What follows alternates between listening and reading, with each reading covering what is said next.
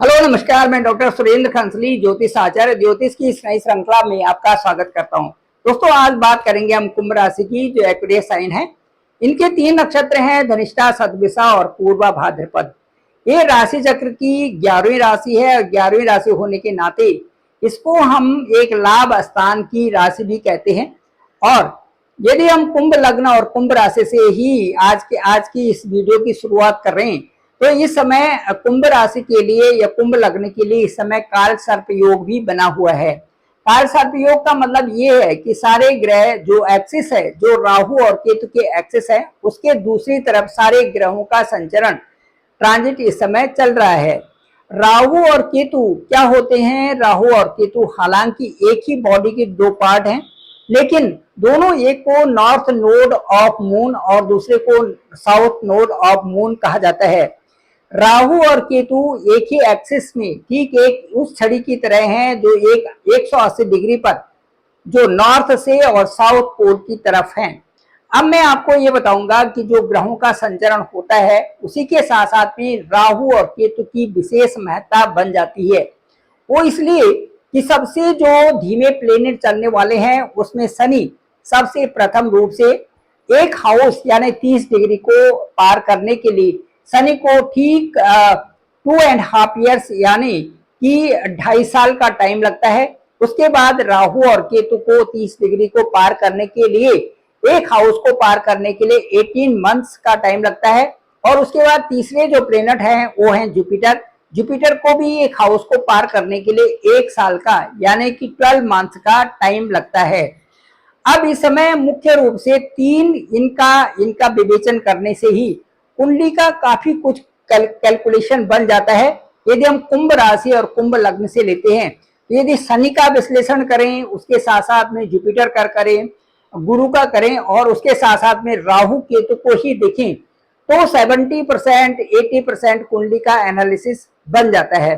उसके साथ साथ में अभी कुछ ग्रहों का इस समय कुंभ लग्न और कुंभ राशि के अनुसार 4th हाउस में बुध और सूर्य वहां पर होंगे।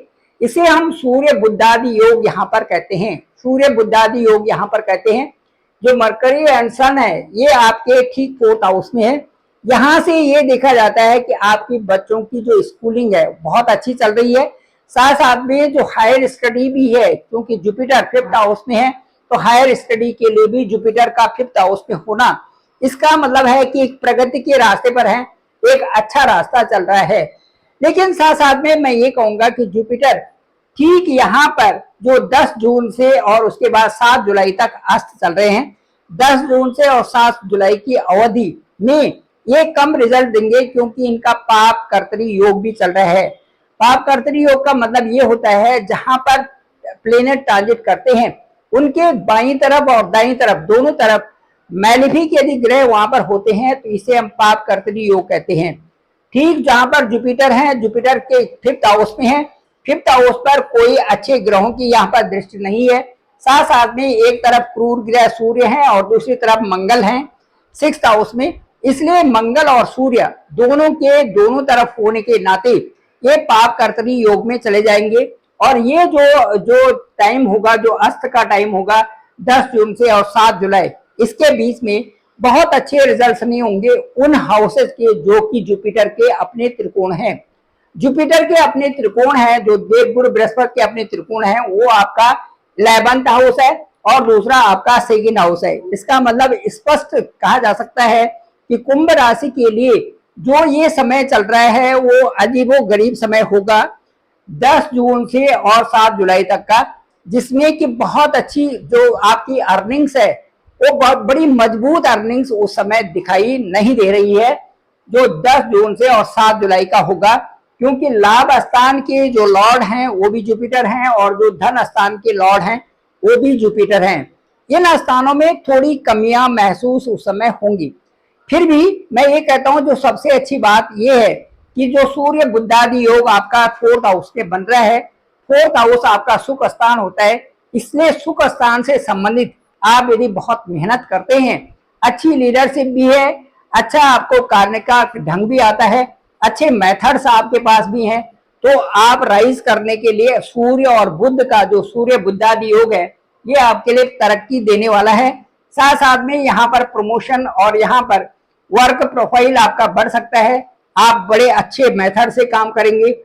और 6 जून के बाद मंगल की दृष्टि भी यहाँ पर होगी, जो कि और सूर्य और बुध की भी दृष्टि होगी, जो आपके लिए बहुत अच्छा फल देने वाली है। कैसे कि 6 जून के बाद जो मंगल आपके 6th हाउस में है वो 7th हाउस में चले जाएंगे। 7th हाउस में हालांकि वहां पर केतु के साथ मंगल होंगे, लेकिन वहां पर मंगल की दृष्टि अपने ही घर में 10th हाउस में होगी, जो कि आपके लिए एक बहुत शुभ होगा। और वहां पर आपके कार्यों की प्रशंसा की जाएगी, एक अच्छा रिस्पेक्ट, अच्छा प्रोस्पेक्ट, अच्छा आपकी प्रॉस्पेरिटी होगी। और वहां पर आपको मान सम्मान मिलने की भी पूरी संभावना बनती है। इसलिए सूर्य बुधादि योग प्लस मंगल के स्थान में मंगल की ही दृष्टि, ये आपके लिए पुष्ट करने वाला भाव होगा। इसके साथ साथ में मैं ये बताना चाहूंगा, जहां पर केतु है वहां पर मंगल भी है, तो ये आपके लिए 7th हाउस होगा। 7th हाउस आपके स्पाउस से संबंधित है। 7th हाउस आपका जो मैरिज लाइफ से संबंधित है।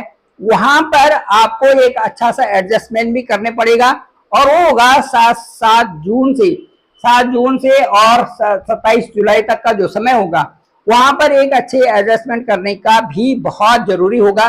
क्योंकि इस समय यदि प्रेजेंट की बात करें तो आपका इमोशनल और जो हाइपर जो आपका इस समय चल रहा है, और उससे क्या है कि एक एटीट्यूड में सेंसिटिविटी चल रही है, हाइपर सेंसिटिव हो रखे हैं आप। और साथ साथ में आप स्टेट ऑफ माइंड जो है वो ऐसा लग रहा है कि राहु के और केतु के एक्सेस से आपको थोड़ा सा जो परिस्थितियों से थोड़ा डर लग रहा है। तो ये जो डर है ये राहु और केतु की एक्सिस, और साथ साथ में राहु का आपके लग्न में होना। लग्न राहु डर भी दे देते हैं। राहु जो है कई प्रकार से एक आदमी को डिप्रेशन भी देते हैं, और कार्यों के यदि ये धीरे धीरे होना या कार्यों का टाइम से न होना, ये भी राहु की एक विशेष विशेषता है, जिससे कि ऐसा लगता है कि ये कार्य बहुत लेट हो गए हैं। इससे राहु का आपका लग्न में होने से इमोशनल और हाइपर सेंसिटिव वाली स्थिति इस समय हो रखी है। इसके साथ साथ में जो केतु का है, केतु का प्रभाव दाम्पत्य जीवन में बहुत अच्छा प्रभाव यहाँ पर नहीं देखा जा रहा है। इसलिए इनके लिए बचने के लिए सबसे अच्छा है राहु और केतु से संबंधित उपाय भी करने ही चाहिए। दूसरा मैं आपको ये कहना चाहूंगा कि सैटर्न हालांकि आपके 2nd हाउस में है। 2nd हाउस जो है जुपिटर का हाउस है, यहाँ पर वो धन की कमी आपको नहीं होने देंगी। ये स्थान धन का है, कुटुंब का है, वाणी का है। यहाँ पर भी अच्छे तालमेल से चलने वाली बात होगी। जितना आप एक अच्छा सा वातावरण बनाएंगे, उतना ही आपका 2nd हाउस भी मजबूत होगा। इसके साथ साथ में मैं ये कहूंगा कि जो इस समय कुंभ राशि वालों के लिए जो समय है वो ये किस तरह का समय है कि जिसमें बहुत एडजस्टमेंट करने का है, एक चैलेंजेस भी है। लेकिन चैलेंजेस के साथ साथ में आपकी जो वर्किंग है वो वर्किंग में कोई भी प्रभाव नहीं पड़ रहा है, और अब बहुत अच्छे तरीके से आप आगे बढ़ रहे हैं। मुझे ऐसा लगता है कि जून का महीना, जून, जुलाई और अगस्त आपके लिए अच्छा ही होने वाला है। थोड़ी बहुत परेशानियां आपके साथ में, जो आपके जिन लोगों के साथ में हैं उनसे संबंधित आपको परेशानियां होंगी, लेकिन ऊपर वाले की आशीर्वाद से और विशेष कृपा होने के नाते आप इन सभी चीजों को आसानी से, आपके साथ में ये सारी चीजें एडजस्ट होंगी, और अपने कार्यों के प्रति आप ज्यादा जागरूक होंगे, जो कि आपके जीवन की एक बहुत बड़ी सफलता भी है। Thank you very much. मैं डॉक्टर सुरेंद्र खंसली, ज्योतिष आचार्य। डिस्क्रिप्शन पे मेरा नंबर है 9868280191। आप डायरेक्ट मुझे कॉल कर सकते हैं, मैं आपका कॉल पिक करूंगा।